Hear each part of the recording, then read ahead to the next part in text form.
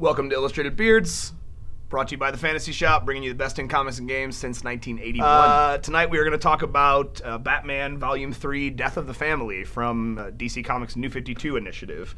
You can see we've got the little Joker mask out here, and I will... That's so gross. It's so gross. Before we talk about the book, I just want to say this was something that I thought was really positive about this release of this book, was this cool little hardcover that they did, because all subsequent printings of it didn't have this. Right. They just printed it with a normal, like one of the covers from the story. Right. This is Batman: Death of the Family from DC's New 52 initiative. Scott Snyder, Greg Capullo have been doing, I think, fantastic things with this story. I agree. Absolutely agree. Yeah, as far as Batman stuff goes, and there have been some really good Batman stories throughout the years, but their stuff has really shined here recently, when a lot of stuff in New 52 really hasn't shined, for me as a reader.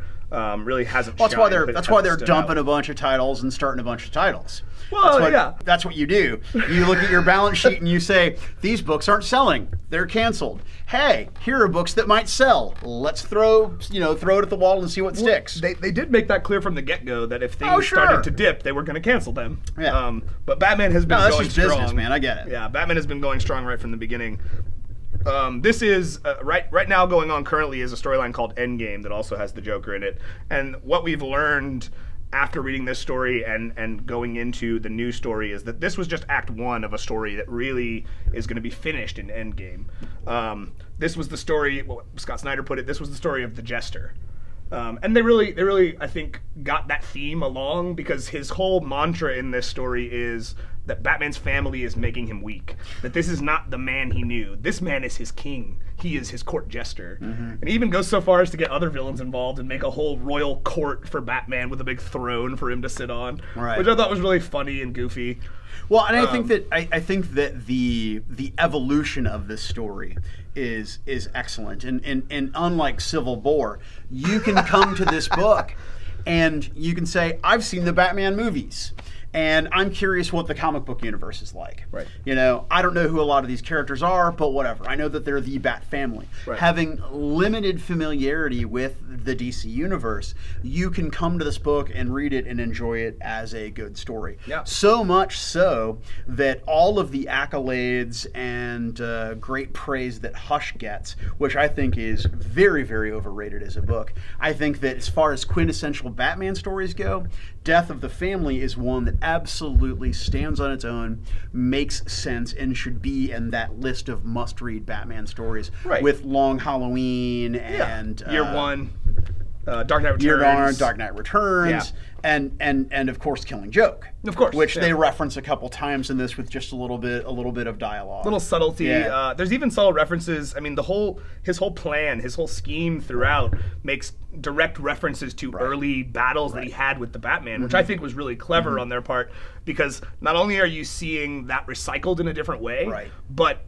everything that you thought you knew about that moment, he also knows, and he alters that moment thusly so that it's completely a different thing. Because Joker wants an audible. He wants to do it again. Exactly. And we should be like, look, all of these things that made you who you are, let's revisit those things to make you who you are supposed to be. Right. And that's what's brilliant about the book, is that you go and you see the two sides of this good versus evil, and I use those terms deliberately. Batman is the good guy, and Joker is the villain. But Joker goes through his own process and his own sort of bizarre evolution, where before the book occurs, he has his face removed, and they make point of it. They make reference to it, but they take what was a scary psychopath, kind of crazy madman, and they take it from being a story about a really sort of frightening and unpredictable, chaotic villain, and they make it a horror story. Absolutely. I mean, it is truly, truly horrifying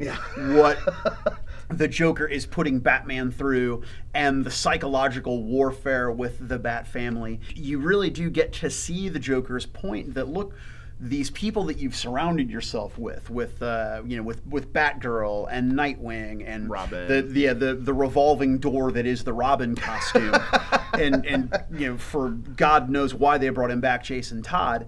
But you get to see that all of these relationships that Batman is trying to have and trying to do something bigger than what he is. Right. And the Joker's trying to pull him back down into the muck and the mire and say, look, this is who you are, and I'm the opposite of you. Right. You know, no fun with all these other people hanging around. Right. It was Because, fun when it was just me and you. Right, because they do make you wink, and honestly, in my opinion, they make you uninteresting.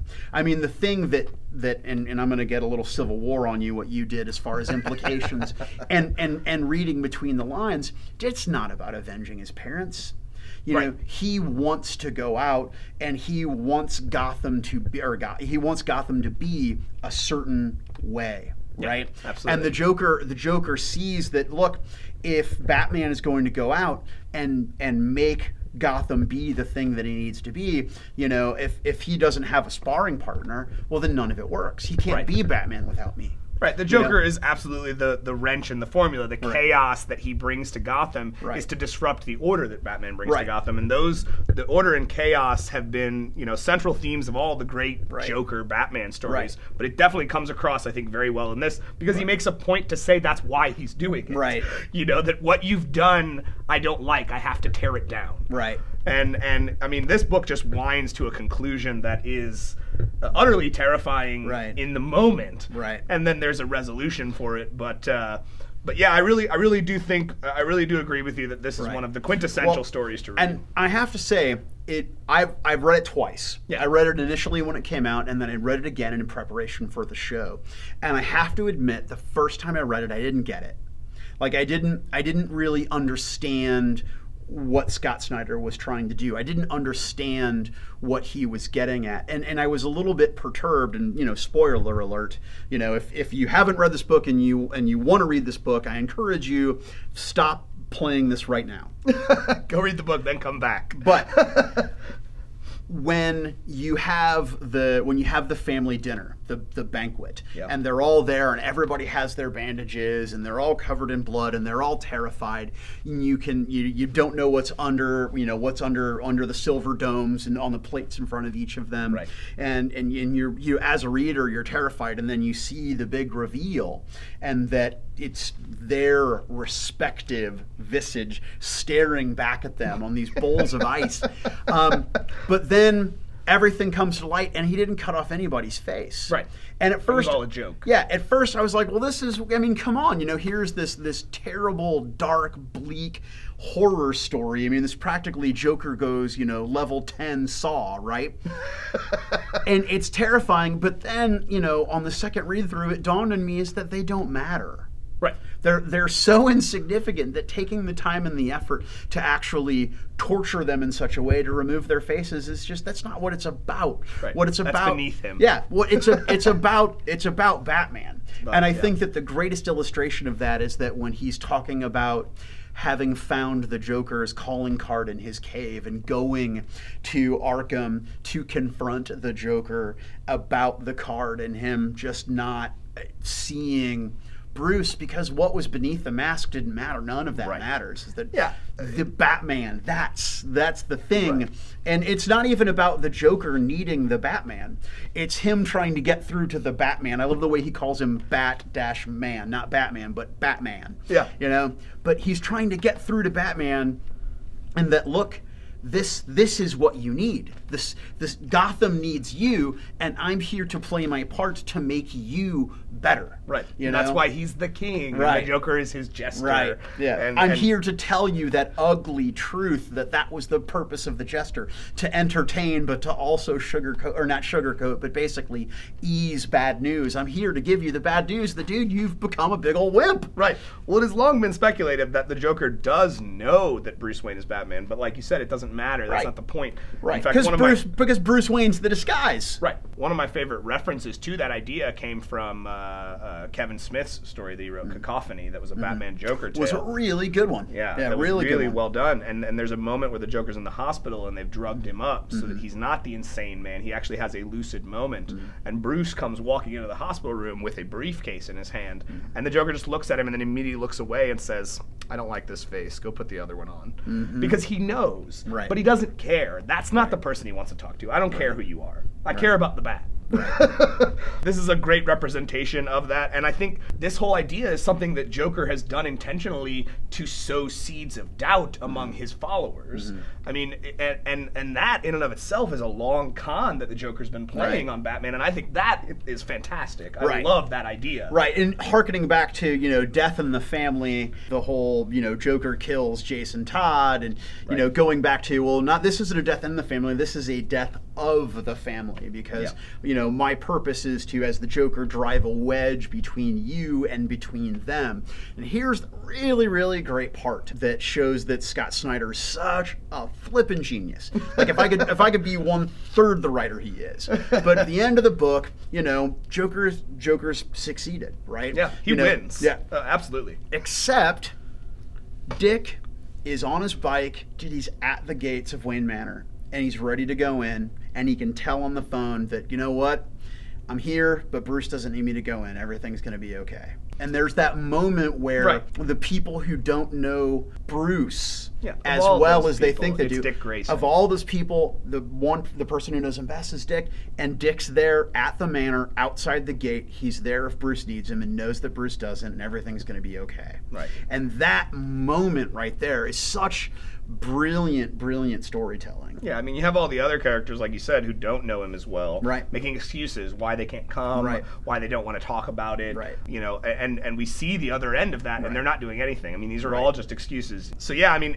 in the end, I think the Joker does win, except between, I mean, he does not get between Bruce and Dick. Right. And that's the point. I mean, their relationship of all of these people is the strongest one that is a constant throughout this story. That's why I was always a big fan of when, you know, when they replaced Bruce as Batman, that Dick was the appropriate Batman, because if for me as a fan, and I know I'm contradicting myself because earlier I said that Bruce Wayne is the mask, but the mantle that is Batman, the mythology that is Batman, is so much bigger than Bruce Wayne and what that person wants it to be. And so it could be passed from one person to the next. Bruce is a man, he will die. Batman is immortal. Right. Yeah. As opposed to Captain America, where everything that made Captain America is Steve Rogers, and there is no other person that can be Captain America. I agree. But that's a discussion for another day, obviously. I agree. This book does take place after Dick Grayson has been Batman and had been Batman for a while.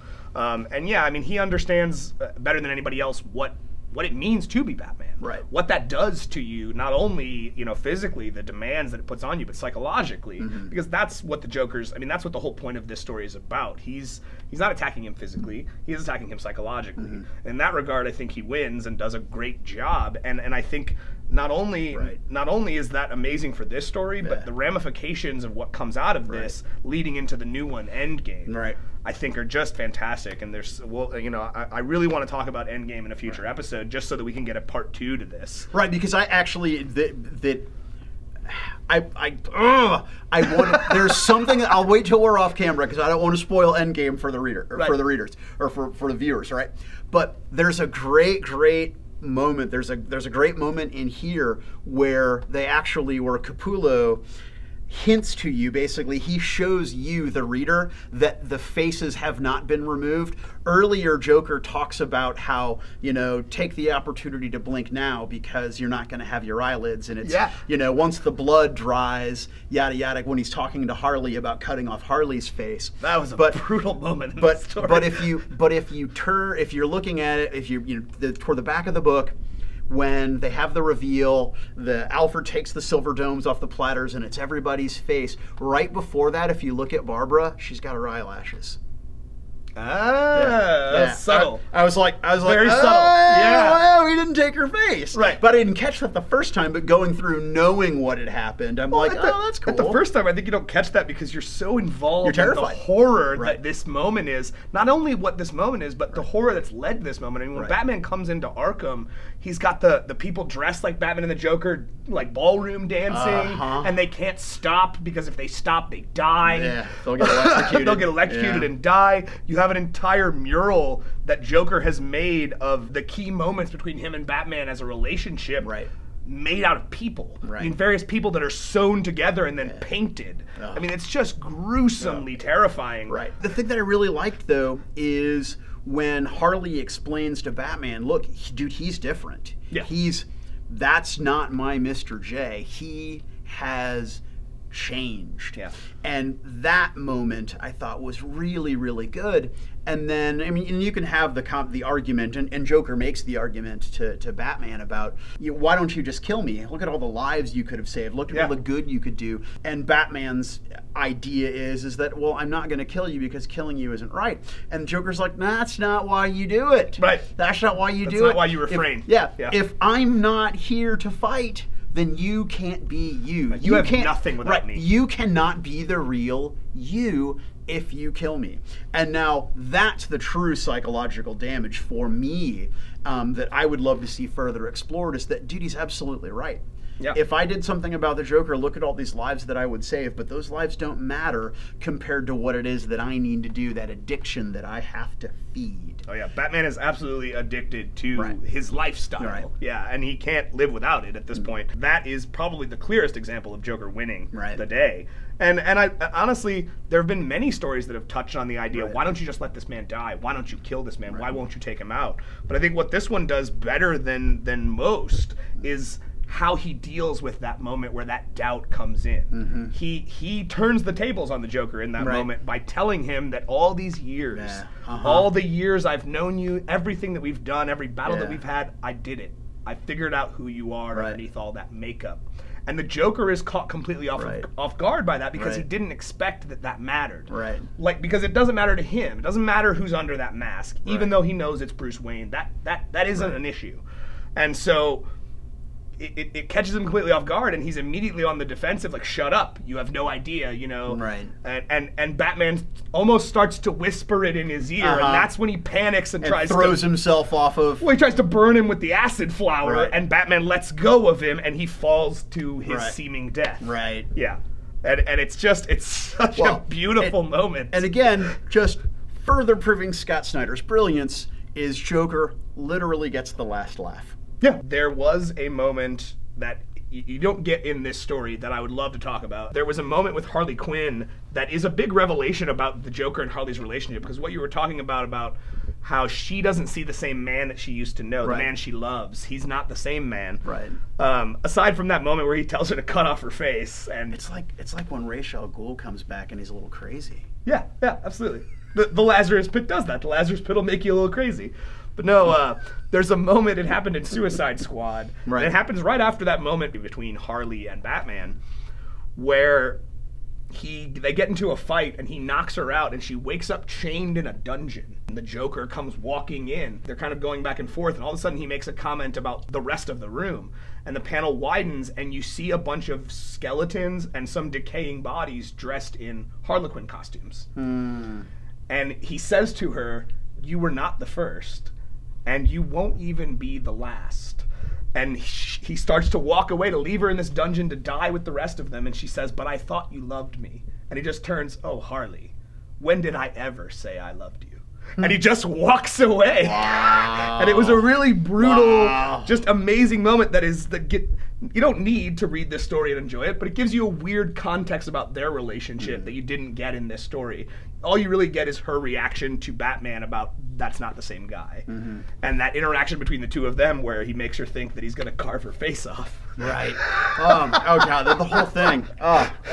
That moment with Harley, that was probably the most intense part of the book for me. Yeah. Yeah. I feel like like a lot of what Scott Snyder's doing, that alters so many things, so many preconceived notions that we had about these characters. You know, him very distinctly showing you that this is not the same Batman your grandpa read. You know what I mean? Like, he wants to distinguish himself from, let's face it, some really great authors that have done some really great stories about these characters in this world. But this man is just blowing me away with what he's writing. I mean, everything that he's done has just blown me away. Yeah, he's genius. And I love his work. Yeah, this is the kind of thing that even if I was not a Batman fan, this would be worth reading. I mean, he's not Jonathan Hickman, but he's a genius. That's a conversation for another time. Dude, East of West. That's a book we got to talk about on the show. We will do East of West at some point in the future, because I agree, that's a great book. But that's going to bring us to the end of our conversation about Batman Death of the Family. Thanks, everybody, for tuning in and listening to us talk about all these nerdy things that we love. Another thanks to my co-host, Mike Brenner. It's a blast. I could do this all day. But Batman Death of the Family, there's a couple volumes that are before this and a couple volumes that have come after. I highly recommend checking out the entire thing because, as we talked about, I feel like it's all one big ongoing story that's told in various moments. Yeah, it's interesting what you say because I've only been reading it in collection. Yeah. I'm very curious to see where it goes because are there things that are going to harken back to Zero Year that have an impact? And probably. I believe you, and I certainly believe in. I have great faith in Scott Snyder as a big picture guy. Yeah. So and Capullo's art is beautiful. Like, I'm very glad that he's stuck with it as long as he has. Right. So yeah, Batman, all of it is pretty good. Check it out, and we will see you guys next time.